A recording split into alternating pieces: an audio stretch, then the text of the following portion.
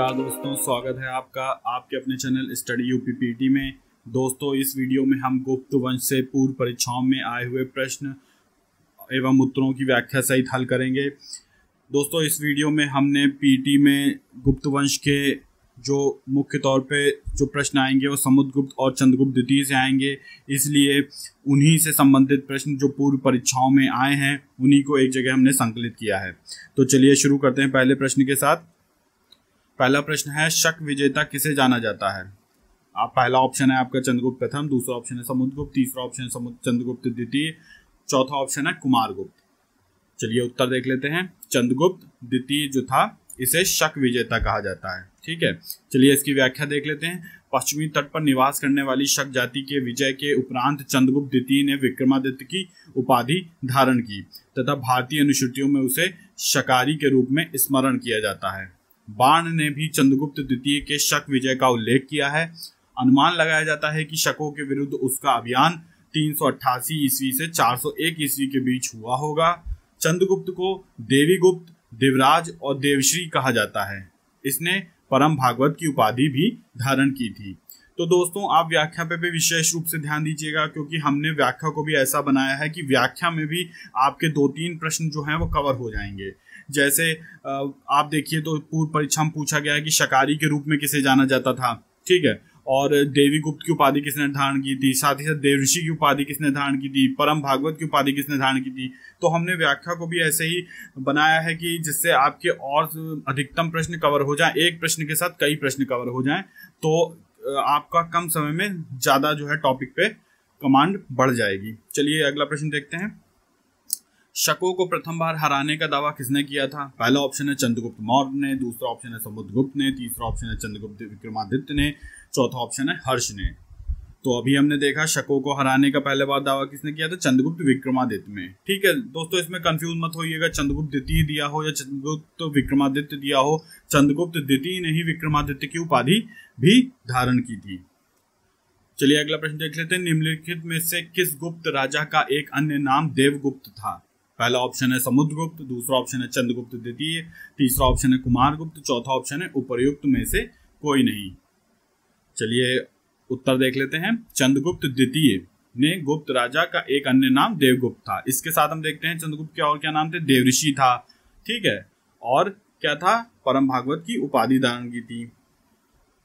चलिए अगला प्रश्न देखते हैं। परम भागवत उपाधि धारण करने वाला प्रथम गुप्त शासक था, तो अभी हम डिस्कस कर चुके हैं। कौन था? चंद्रगुप्त द्वितीय था। ठीक है, चंद्रगुप्त द्वितीय के समय पाशुपतों का एक प्रबल केंद्र था। आपको सही उत्तर बताना। पहला ऑप्शन है मथुरा, दूसरा ऑप्शन है कौशाम्बी, तीसरा ऑप्शन है तिपरी, चौथा ऑप्शन है उदयगिरी। तो पाशुपत संप्रदाय के लोगों का जो प्रबल केंद्र था वो कौन सा था? चलिए उत्तर देख लेते हैं। मथुरा जो था पाशुपत संप्रदाय का चंद्रगुप्त द्वितीय के समय प्रबल केंद्र था। चलिए व्याख्या देख लेते हैं इसकी। पाशुपत संप्रदाय के लोग हाथ में लंगुट दंड धारण करते हैं, जो एक प्रकार से शिव का प्रतीक होता है। कुषाण शासक की मुद्रा पर इसी प्रकार का एक चित्र अंकित है, जो पाशुपत के विषय में ज्ञान प्रदान करने वाला सर्वाधिक प्राचीनतम प्रमाण है। चंद्रगुप्त द्वितीय विक्रमादित्य के मथुरा स्तंभ लेख से ज्ञात होता है कि उदिताचार्य नामक एक पाशुपत अनुयायी ने मथुरा में उपमितेश्वर तथा कपिलेश्वर नामक 2 लिंगों की स्थापना की थी। चलिए दोस्तों अगला प्रश्न देखते हैं। निम्नलिखित में से कौन सा गुप्त राजा गुप्त संवत के 56 वर्ष में सिंहासनारूढ़ हुआ था? आपको बताना है गुप्त संवत जब शुरू हुआ उसके 56 साल बाद कौन बैठा? पहला ऑप्शन है समुद्रगुप्त, दूसरा ऑप्शन है चंद्रगुप्त द्वितीय, तीसरा ऑप्शन है कुमारगुप्त और चौथा ऑप्शन है स्कंदगुप्त। चलिए उत्तर देख लेते हैं। चंद्रगुप्त द्वितीय जो था गुप्त संवत के बाद 56 वर्ष बाद बैठा था। ठीक है, गुप्त संवत कब शुरू हुआ था? 319 से 320 ईस्वी में। चलिए अगला प्रश्न देखते हैं। पृथ्वी प्रथम वीर उपाधि किसको मिली थी? पहला ऑप्शन है समुद्रगुप्त, दूसरा ऑप्शन है राजेंद्र प्रथम की, तीसरा ऑप्शन है अमोघवर्ष की, चौथा ऑप्शन है गौतमीपुत्र शातकर्णी की। तो आपको बताना है किसकी उपाधि थी। ठीक है, चलिए उत्तर देख लेते हैं। उत्तर देखते हैं कि ये प्रश्न जो था किसी विवाद के कारण आयोग द्वारा ये प्रश्न मूल्यांकन से बाहर कर दिया गया था। ठीक है, तो इस पे जो है किसी को नंबर नहीं मिले थे क्योंकि आपत्ति आई थी। वैसे पुस्तकों में आप देखेंगे तो मुख्यतः जो है समुद्रगुप्त को जो है पृथ्वी प्रथम वीर की उपाधि दी गई है। कुछ व्याख्या देख लेते हैं समुद्रगुप्त के विषय में। हरिशेन रचित प्रयाग प्रशस्ति में गुप्त सम्राट समुद्रगुप्त के लिए पृथ्विया प्रथम वीर की उपाधि प्रयुक्त हुई। यह प्रशस्ति वर्तमान समय में इलाहाबाद में स्थित है। विंसेंट स्मिथ ने समुद्रगुप्त को भारत का नेपोलियन कहा है। यह लेख मूलतः कौशाम्बी में खुदवाया गया था। यह ब्राह्मी लिपि में तथा विशुद्ध संस्कृत भाषा में लिखा हुआ है। यह संस्कृत की चंपू शैली का सुंदर उदाहरण है। ठीक है। समुद्रगुप्त की सैनिक उपलब्धियों का वर्णन अभिलेखों में उपलब्ध है। समुद्रगुप्त ने लिच्छवी, दौहित्र, सर्वराजोच्छेदता तथा अश्वमेघ पराक्रमांक आदि की उपाधियां धारण की थी। तो इसमें आप देखेंगे व्याख्या में कई प्रश्न आ चुके हैं जिनका संकलन इसमें कर दिया गया। जैसे पूछा गया कि समुद्रगुप्त भारत का नेपोलियन किसे कहा गया, तो समुद्रगुप्त को कहा गया। किसने कहा, तो विंसेंट स्मिथ ने कहा। ठीक है। तो हमने सब व्याख्या में ऐसे ही तरीके से बनाई है कि इसमें और भी कई प्रश्न आपके कवर हो जाएं। अब इसी तरह जैसे पूछा गया था लिच्छवी दौहित्र की उपाधि किसने धारण की, तो समुद्रगुप्त ने धारण की थी। अश्वमेघ पराक्रमांक किसे कहा जाता है, समुद्रगुप्त को कहा जाता है। ठीक है। तो इस तरह से आप इसको भी देखिए। चलिए अगला प्रश्न देखते हैं। चीनी यात्री फाहियान की भारत यात्रा के समय गुप्त वंश में शासक कौन था? पहला ऑप्शन है समुद्रगुप्त, दूसरा ऑप्शन है चंद्रगुप्त द्वितीय, तीसरा ऑप्शन है कुमारगुप्त, चौथा ऑप्शन है स्कंदगुप्त। चलिए उत्तर देख लेते हैं। चंद्रगुप्त द्वितीय जो था ये फाहियान की यात्रा के समय, फाहियान ने जब यात्रा की थी भारत की, तो उस वक्त गुप्त शासक था।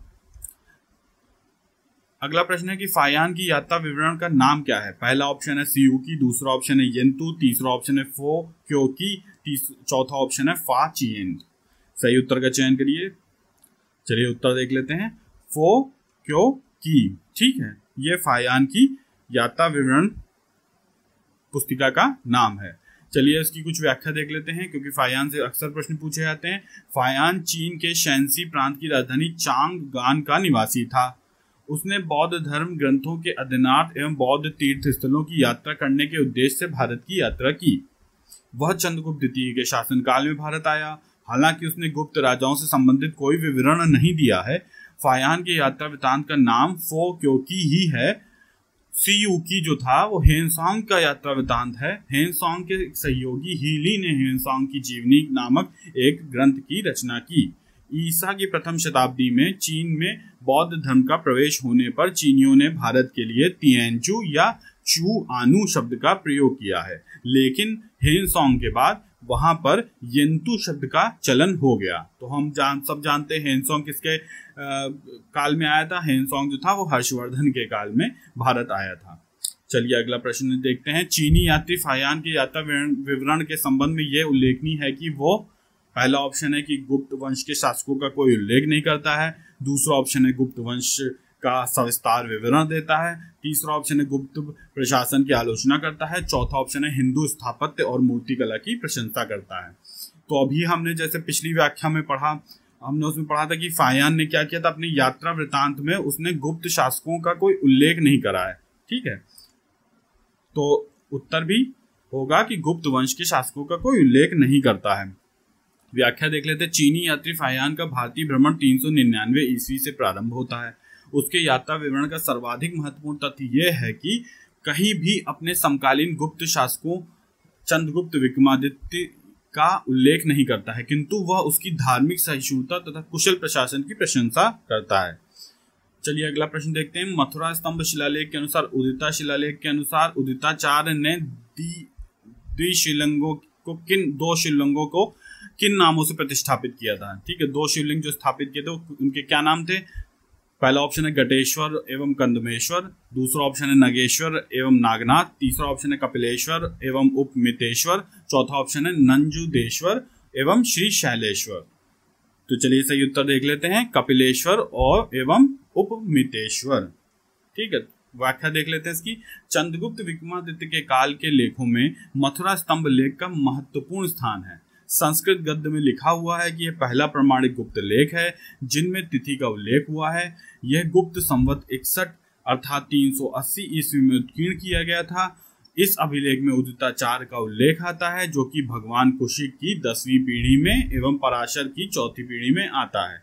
उसने अपने पुण्य के विस्तार एवं गुरुओं की ख्याति की अभिवृद्धि हेतु गुरु मंदिर में कपिल विमल एवं उपमित विमल की मूर्तियों की स्थापना की थी। चलिए अगला प्रश्न देख लेते हैं। मध्य प्रदेश में स्थित किस स्थान से प्राप्त अभिलेख में सती होने की घटना का उल्लेख है? मध्य प्रदेश में वो कौन सा अभिलेख मिला था जिसमें सती प्रथा का, सती का जिक्र आया है? आपको बताना है। पहला ऑप्शन है विदिशा का, दूसरा ऑप्शन है विदिशा मिला, दूसरा ऑप्शन है एरण में, तीसरा ऑप्शन है मंदसौर में, चौथा ऑप्शन है ग्वालियर में। तो कहाँ पे मिला था, कौन से अभिलेख में? ठीक है, एरण, मध्य प्रदेश के एरण में। एरण अभिलेख से हमें पता चलता है कि सती घटना का उल्लेख मिलता है। ठीक है, चलिए अगला प्रश्न देखते हैं। निम्न में से कौन एक अभिलेख लौह स्तंभ पर पाया गया? पहला ऑप्शन है प्रयाग प्रशस्ति, दूसरा ऑप्शन है महरौली, तीसरा ऑप्शन है एरन प्रशस्ति, चौथा ऑप्शन है जूनागढ़ प्रशस्ति। ठीक है, तो कौन सा ऐसा अभिलेख है जो लौह स्तंभ पर बना है? चलिए उत्तर देख लेते हैं। महरौली प्रशस्ति जो है वो अभिलेख जो है वो लौह स्तंभ पर पाया गया। अगला प्रश्न देखते हैं। गुप्त वंश के निम्नलिखित शासकों को क्रम से लगाएं। पहला ऑप्शन है चंद्रगुप्त, दूसरा ऑप्शन समुद्रगुप्त, तीसरा ऑप्शन है चंद्रगुप्त द्वितीय, चौथा ऑप्शन है कुमारगुप्त, फिर पांचवा है स्कंदगुप्त। आपको क्रम बताना है कि कब कौन किसके बाद हुआ। ठीक है, तो क्रम व्यवस्थित कर लीजिए। चलिए उत्तर देखते हैं। ठीक है, तो सबसे पहले हुआ चंद्रगुप्त, फिर हुआ समुद्रगुप्त, फिर चंद्रगुप्त द्वितीय, फिर कुमारगुप्त और फिर स्कंदगुप्त। ठीक है, तो इस तरीके से क्रम है। इनके हम वर्ष भी देख लेते हैं, कौन किस वर्ष में हुआ। तो चंद्रगुप्त जो था वो 319 ईस्वी से 335 ईस्वी में हुआ। समुद्रगुप्त जो था वो 335 ईस्वी से 375 ईस्वी में हुआ। चंद्रगुप्त द्वितीय जो था ये 380 से 414 ईस्वी में हुआ। कुमारगुप्त का जो शासनकाल था 415 ईस्वी से 454 ईस्वी का था, और जो स्कंदगुप्त का शासनकाल था वो 455 ईस्वी से 467 ईस्वी के बीच में था। चलिए अगला प्रश्न देखते हैं। निम्नलिखित साहित्य की शास्त्रीय पुस्तकों में से कौन गुप्त काल में लिखी गई थी? पहला ऑप्शन है अमरकोश, दूसरा ऑप्शन है कामसूत्र, तीसरा ऑप्शन है मेघदूत, चौथा ऑप्शन है मुद्रा राक्षस। ठीक है, तो आपको बताना है कि कौन सी पुस्तक जो थी वो गुप्त काल में लिखी गई। ठीक है, चलिए उत्तर देख लेते हैं। तो सभी चारों पुस्तकें जो थी ये गुप्त काल में लिखी गई। ठीक है, चलिए थोड़ी व्याख्या देख लेते हैं। कला और साहित्य के विकास की दृष्टि से गुप्त काल को भारतीय इतिहास का क्लासिक की एवं स्वर्ण युग कहा जाता है। ये जो क्वेश्चन है पूछा जा चुका है कि किसे स्वर्ण युग के नाम से जाना जाता है, तो गुप्त काल को क्लासिकी और सांस्कृतिक उपलब्धि के हिसाब से देखा जाए तो वो स्वर्ण युग कहलाता है। इस समय साहित्य की विविध विधाओं का सृजना की गई। अमर सिंह ने अमरकोश की रचना की, वात्स्यायन ने कामसूत्र का सृजन किया, कालिदास ने महाकाव्य एवं नाटक की रचना की जिसमें ऋतुसंहार, मेघदूत, कुमार संभवम, रघुवंश कालिदास के काव्य कृतियां हैं, तथा मालविकाग्नि मित्र, अभिज्ञान शकुंतलम, विक्रमोर्वशीयम कालिदास की नाट्य कृतियां हैं। एक अन्य नाटककार विशाख दत्त जिसके नाटक ऐतिहासिक जानकारी के लिए महत्वपूर्ण हैं, वे हैं मुद्रा राक्षस और देवी चंद्रगुप्तम। चलिए अगला प्रश्न देखते हैं। सारनाथ की भूमि स्पर्श मुद्रा वाली बुद्ध प्रतिमा है। पहला ऑप्शन है कुषाण काल से संबंधित है, दूसरा ऑप्शन है गुप्त काल संबंधित है, तीसरा ऑप्शन है राजपूत काल संबंधित है, चौथा ऑप्शन है वर्धन काल संबंधित है। तो चलिए सही उत्तर देख लेते हैं। गुप्त काल से संबंधित है बुद्ध की भूमि स्पर्श वाली सारनाथ की मूर्ति। ठीक है, चलिए अगला प्रश्न देखते हैं। किस काल में भूमि अनुदान की प्रक्रिया तीव्र हो गई थी? तीव्र मतलब तेज हो गई थी, ज्यादा भूमि अनुदान में दी गई थी। पहला ऑप्शन है सातवाहन काल में, दूसरा ऑप्शन है गुप्त काल में, तीसरा ऑप्शन है गुप्तोत्तर काल में, चौथा ऑप्शन है मौर्य काल में। तो हम देखते हैं कि भूमि अनुदान जो था वो सर्वाधिक जो है दिया गया था, ब्राह्मणों को बहुत भूमि अनुदान दिया गया था। और किसके काल में दिया गया था? ये गुप्त काल में भूमि अनुदान तीव्र हो गया था। चलिए कुछ व्याख्या देख लेते हैं। गुप्त वंशी शासकों का समय ब्राह्मण धर्म एवं हिंदू धर्म के पुनरुत्थान का समय माना जाता है। हिंदू धर्म की विकास की जो यात्रा के इस चरण में कुछ महत्वपूर्ण परिवर्तन दृष्टिगोचर हुए हैं, जैसे मूर्ति पूजा हिंदू धर्म का सामान्य लक्षण बन गई, यज्ञ का स्थान उपासना ने ले लिया, एवं गुप्त काल में ही वैष्णव एवं शैव धर्म के मध्य समन्वय स्थापित हुआ। ईश्वर भक्ति को महत्व दिया गया। तत्कालीन महत्वपूर्ण संप्रदाय के रूप में वैष्णव एवं शैव संप्रदाय प्रचलन में थे। वैष्णव धर्म गुप्त शासकों का धर्म था। अनेक गुप्त राजाओं ने परम भागवत की उपाधि धारण की और इन राजाओं ने अपनी राजाज्ञाएं गरुड़ ध्वज में अंकित करवाईं। चंद्रगुप्त द्वितीय एवं समुद्रगुप्त द्वारा जारी किए गए सिक्कों पर विष्णु के वाहन गरुड़ की आकृति खुद ही मिली है। तो ये भी प्रश्न पूछा गया है कि गरुड़ की आकृति किनके सिक्कों पे मिली है, तो वो गुप्त शासकों में मिली है, उसमें विशेष रूप से समुद्रगुप्त और चंद्रगुप्त द्वितीय के सिक्कों पे। चलिए अगला प्रश्न देखते हैं। बाल विवाह की प्रथा आरंभ हुई। पहला ऑप्शन है मौर्य काल में, दूसरा ऑप्शन है कुषाण काल में, तीसरा ऑप्शन है गुप्त काल में, चौथा ऑप्शन है हर्षवर्धन काल में। तो चलिए सही उत्तर देख लेते हैं। गुप्त काल में, ठीक है। जो बाल विवाह की प्रथा थी ये गुप्त काल की है, साथ ही सती प्रथा भी कहा जाता है, ठीक है। आगे अगला प्रश्न देखते हैं। त्रिमूर्ति की अवधारणा का उदय हुआ। पहला ऑप्शन है मौर्य काल में, दूसरा ऑप्शन है मौर्य उत्तर काल में, तीसरा ऑप्शन है गुप्त काल में, चौथा ऑप्शन है गुप्त उत्तर काल में। तो त्रिमूर्ति की अवधारणा का उदय कब हुआ था? चलिए उत्तर देख लेते हैं। गुप्त काल में त्रिमूर्ति की अवधारणा का उदय हुआ। तो त्रिमूर्ति की अवधारणा मतलब त्रिमूर्ति कौन सी थी? जो ब्रह्मा विष्णु महेश की मूर्ति थी त्रिमूर्ति, इनका जो उदय था, इनका जो सामने जो प्रकटीकरण है वो गुप्त काल में आया। प्राचीन काल में किस वर्ण को सार्थवा भी कहा जाता था? कई बार आया हुआ क्वेश्चन है। पहला ऑप्शन है ब्राह्मण ग्रंथ में, दूसरा ऑप्शन है क्षत्रिय में, तीसरा ऑप्शन है वैश्य, चौथा ऑप्शन है शूद्र। तो किसको जो है सार्थवा कहा जाता था? किस वर्ग को, किस वर्ण को सार्थवा कहा जाता था? चलिए उत्तर देख लेते हैं। वैश्य वर्ण को सार्थवा कहा जाता था। कौन से सार्थवा होते थे? जो वैश्य मतलब व्यापारी वर्ग जो था वो सार्थवा कहलाता था। चलिए अगला प्रश्न देखते हैं। चंद्रगुप्त के 9 रत्नों में से निम्न में से कौन फलित ज्योतिष से संबंधित था? हमने अपने वीडियो में पढ़ा था चंद्रगुप्त के 9 रत्न कौन कौन से हैं, उनको याद करने का तरीका भी सीखा था, साथ ही साथ हमने जो है उनकी विशेषताओं भी चर्चा की थी। तो आपको बताना है फलित ज्योतिष से कौन सा संबंधित था। चलिए उत्तर देखते हैं। शपणक जो थे ये फलित ज्योतिष से संबंधित थे। कुछ व्याख्या देख लेते हैं इनकी। चंद्रगुप्त विक्रमादित्य एक विद्यानुरागी सम्राट था। उसके दरबार में विभिन्न विषयों में पारंगत 9 रत्न होने की बात कही जाती है। ये 9 रत्न थे। पहला था धन्वंतरी, दूसरा शपणक, तीसरा अमर सिंह, फिर शंकु, फिर वेताल भट्ट, फिर घटकरपर, फिर कालिदास, फिर वहारामीर एवं वरुचि, ठीक है। शपणक जो है फलित ज्योतिष से संबंधित था। उसकी कोई मूल पुस्तक तो नहीं मिलती है। फलित ज्योतिष के विषय में उनके द्वारा कहे गए श्लोक उदाहरण के रूप में ज्योतिष की पुस्तकों में मिलते हैं। चलिए अगला प्रश्न देखते हैं। निम्न में से कौन एक कृषि कर नहीं था? पहला ऑप्शन है भाग, दूसरा ऑप्शन है कर, तीसरा ऑप्शन शुल्क, चौथा ऑप्शन है हालीवाकर। चलिए उत्तर देख लेते हैं। कर जो था ये कृषि कर नहीं था, जबकि भाग, शुल्क और हालीवाकर जो थे कृषि कर थे। कुछ व्याख्या देख लेते हैं इसकी। भाग, शुल्क, हालीवाकर आदि कृषि कर से संबंधित थे क्योंकि भू राजस्व को भाग कहा जाता था, जिसमें उत्पादित अनाज का एक भाग राजा को कर के रूप में लेता था। शुल्क भी एक प्रकार भूमि कर ही था, जबकि कर संभवतः संपत्ति पर वार्षिक कर था। मनु के अनुसार कर भाग के अतिरिक्त टैक्स था। बाद में कर शब्द का प्रयोग भाग के अतिरिक्त किसी भी प्रकार के कर के लिए किया जाने लगा। अर्थशास्त्र में प्रतिकर का भी उल्लेख मिलता है, यह भी किसी प्रकार का अतिरिक्त कर था। चलिए अगला प्रश्न देखते हैं। इनमें से कौन गुप्तकालीन स्थानीय नगर प्रशासन समिति के अधिकारी और सदस्य थे? पहला ऑप्शन है पुरपाल, सार्थवा, प्रथम कुलिक, प्रथम कायस्थ, दूसरा ऑप्शन है पुरुपाल, सार्थवा, द्वारपाल, कर्णिक, तीसरा ऑप्शन सार्थवा, प्रथम कुलिक, प्रथम कायस्थ, चौथा ऑप्शन है पुरपाल, प्रथम कुलिक, प्रथम कायस्थ। तो आपको बताना है कि कौन सा स्थानीय नगर प्रशासन की समिति के जो अधिकारी थे और सदस्य थे। चलिए उत्तर देख लेते हैं। सार्थवा, प्रथम कुलिक, प्रथम कायस्थ जो थे ये स्थानीय नगर प्रशासन समिति के अधिकारी होते थे। चलिए कुछ व्याख्या देख लेते हैं। विषय पट्टिका प्रधान कार्यालय अधिष्ठान में होता था, जहां अधिकरण अर्थात ऑफिस रहता था। उसकी सहायता के लिए भी स्थानीय प्रतिनिधियों की एक समिति होती थी।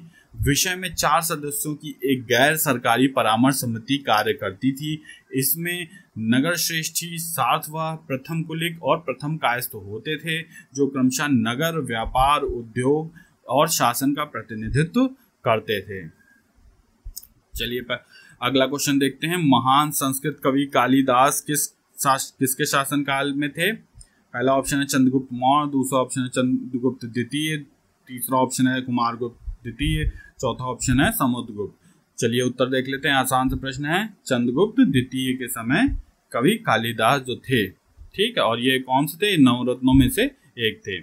चलिए अगला प्रश्न देखते हैं। निम्नलिखित में से कौन बीजगणित के क्षेत्र में अपने योगदान के लिए विशेष रूप से जाना जाता है? पहला ऑप्शन है आर्यभट्ट, दूसरा ऑप्शन है ब्रह्मगुप्त, तीसरा ऑप्शन है भास्कर, चौथा ऑप्शन है उर्जयंत। चलिए उत्तर देख लेते हैं। भास्कर जो है बीजगणित के क्षेत्र में अपने योगदान के लिए विशेष रूप से जाना जाता है, ठीक है। कुछ व्याख्या देख लेते हैं। आर्यभट्ट गुप्तकालीन प्रसिद्ध गणितज्ञ जिनकी प्रमुख कृति आर्यभट्टियम है, उन्होंने पता लगाया कि पृथ्वी सूर्य के चारों ओर घूमता है। ठीक है। ब्रह्मगुप्त ने 528 ईस्वी में उज्जैन में जन्मे प्रसिद्ध भारतीय गणितज्ञ व ज्योतिषी थे, जिनने प्रसिद्ध ब्रह्म सिद्धांत का प्रतिपादन किया था। भास्कराचार्य 1114 ईस्वी में जन्मे महान गणितज्ञ एवं बीजगणित के ज्ञाता, जिन्होंने 1150 में सिद्धांत शिरोमणि की रचना की। ठीक है। उनकी अन्य रचना कौन सी थी? लीलावती भी थी। चलिए अगला प्रश्न देखते हैं। कालिदास द्वारा रचित मालविकाग्निमित्र नामक का नायक कौन था? जो कालिदास ने रचित ग्रंथ रचा था मालविकाग्निमित्र, उसका नायक कौन था आपको बताना है। पहला ऑप्शन है पुष्यमित्र शुंग, दूसरा ऑप्शन है गौतमीपुत्र सातकर्णी, तीसरा ऑप्शन है अग्निमित्र, चौथा ऑप्शन है चंद्रगुप्त द्वितीय। तो आपको उत्तर बताना। देखिए पुस्तक के नाम से ही पता चल रहा है कि उसका नायक कौन होगा, थोड़ा ध्यान से आप देखेंगे तो पता चल जाएगा। चलिए उत्तर देख लेते हैं। अग्निमित्र, मालविकाग्निमित्र है, अग्निमित्र जो था इसका नायक था। चलिए कुछ व्याख्या देख लेते हैं। कालिदास की रचना मालविकाग्निमित्र जो थी 5 अंकों का नाटक है। इसमें मालविका और अग्निमित्र की प्रणय कथा वर्णित है।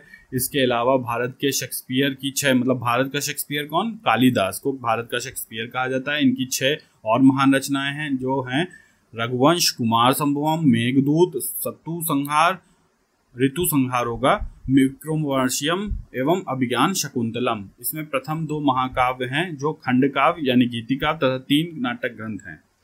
ठीक है। अगला प्रश्न देखते हैं। न्यूटन के सिद्धांत से बहुत पहले किसने गुरुत्वाकर्षण के सिद्धांत को घोषित किया था? पहला ऑप्शन है आर्यभट्ट ने, दूसरा ऑप्शन है ब्रह्मगुप्त ने, तीसरा ऑप्शन है वारामिहिर ने, चौथा ऑप्शन है पृथु यशस ने। ठीक है। चलिए उत्तर देख लेते हैं। आर्यभट्ट ने जो है वो गुरुत्वाकर्षण का सिद्धांत न्यूटन से भी पहले बता दिया था। चलिए व्याख्या देख लेते हैं। न्यूटन के बहुत पहले ही प्रसिद्ध गणितज्ञ आर्यभट्ट ने गुरुत्वाकर्षण के सिद्धांत का पता लगाया था। आर्यभट्ट ने पता लगाया कि पृथ्वी गोल है तथा सूर्य के चारों ओर घूमती है और पृथ्वी में गुरुत्वाकर्षण है। उसने नक्षत्रों के स्थानों का भी हिसाब लगाया। वह चंद्र ग्रहण तथा सूर्य ग्रहण के कारणों को समझता था। उसकी प्रसिद्ध कृति का नाम था आर्यभट्टियम। वारामिहिर भी एक प्रसिद्ध ज्योतिष था और उसकी प्रसिद्ध पुस्तक है बृहत संहिता। उसके अनुसार चंद्रमा पृथ्वी के चारों ओर घूमता है और पृथ्वी के सूर्य के चारों ओर घूमती है। ब्रह्मगुप्त भी एक प्रसिद्ध ज्योतिषी था और उसकी पुस्तकों का अनुवाद अरबी लोगों ने किया था। चलिए अगला प्रश्न देखते हैं। चंद्रगुप्त द्वितीय ने अपनी बेटी प्रभावती का विवाह किससे किया था? पहला ऑप्शन है रुद्रसेन प्रथम से, दूसरा ऑप्शन है रुद्रसेन द्वितीय से, तीसरा ऑप्शन है अग्निमित्र से, चौथा ऑप्शन है नागसेन से। तो किससे किया था? रुद्रसेन द्वितीय से। ठीक है। अगला क्वेश्चन देखते हैं। नगरों का क्रमिक पतन किस काल की एक महत्वपूर्ण विशेषता थी? पहला ऑप्शन है गुप्त काल, दूसरा ऑप्शन है प्रतिहार युग, तीसरा ऑप्शन है राष्ट्रकूट, चौथा ऑप्शन है सातवाहन युग। तो क्रमिक पतन के रूप में किसके काल को जाना जाता है? किस काल को जाना जाता है? गुप्त काल को जाना जाता है। चलिए अगला ऑप्शन देखते हैं। अगला प्रश्न देखते हैं। चांदी के सिक्के जारी करने वाला प्रमुख गुप्त शासक था? पहला ऑप्शन है चंद्रगुप्त प्रथम, दूसरा ऑप्शन है समुद्रगुप्त, तीसरा ऑप्शन है चंद्रगुप्त द्वितीय, चौथा ऑप्शन है कुमारगुप्त प्रथम। तो आपको बताना है चांदी के सिक्के जारी किए थे।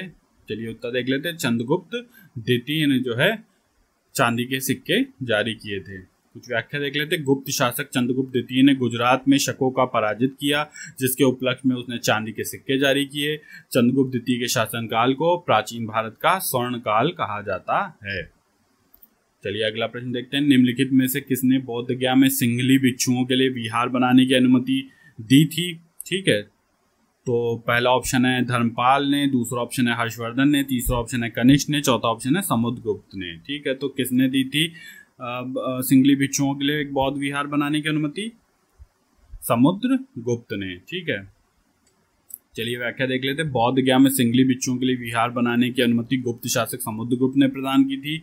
उल्लेखनीय है कि सिंघली नरेश मेघवर्मन ने समुद्रगुप्त के पास एक दूत मंडल भेजकर विहार बनाने की अनुमति मांगी थी, जिसे समुद्रगुप्त ने सहर्ष स्वीकार कर लिया था।